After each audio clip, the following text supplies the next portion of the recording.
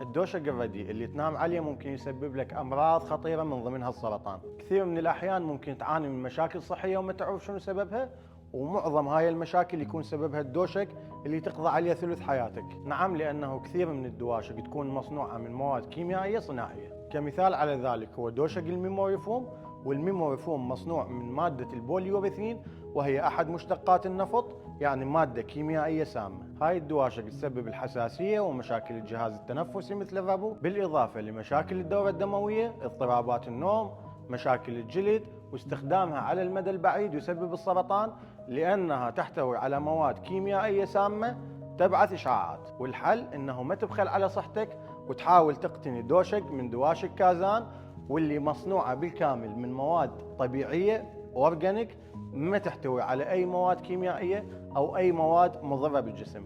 مع كازان فقراتك وعظامك بأمان.